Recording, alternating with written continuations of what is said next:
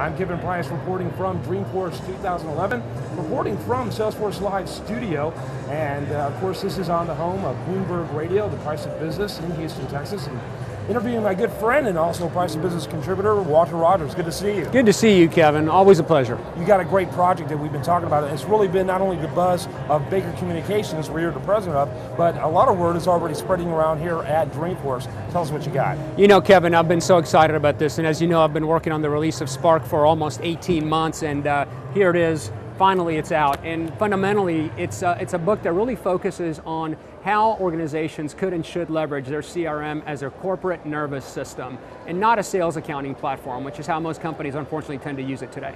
You know, with the amazing technology that has come from Salesforce.com, including Chatter and all the other devices, one of the things that's really important is how do you harness it and how do you make it useful, and that seems to be a big theme of Spark. Yeah, absolutely, it is a theme for Spark, Kevin, because most people, they just need a cookbook. They need to know what the ingredients are to make the recipe in order to create the end product that they need, right? And in the case of CRM, it's leveraging it as a platform to collaborate so that all departments, all individuals, and all functions can really get a 360-degree view of their customer and the project that the customer is working on, and you know how they can really benefit that ultimate customer. What I like about it is that although it's obviously a significant book, it's an easy read, and it's something that appeals to people of all technology levels. There's not a whole lot of presumption in it, and I think that's extremely important. Was that one of your objectives going into it? Absolutely, it had to be an easy read, practical, how-to kind of book, because adoption of CRM is not a technology problem, Kevin, it's a behavioral problem. And the great news is that there's really only 11 best practices that if you're implementing them correctly, you will get the adoption that you want from the investment in the CRM, 11.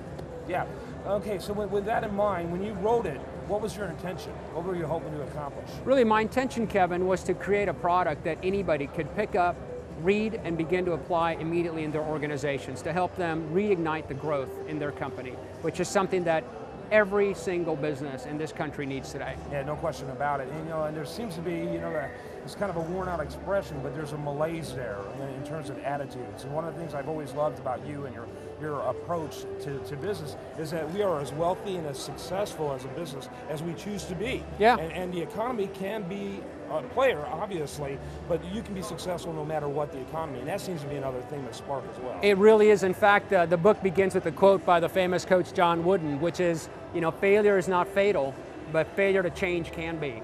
And if there was ever a time to consider change, it's right now. There's no question about it. Because Kevin, my philosophy is that business success is the intersection between opportunity and courage, the courage to do something with that opportunity.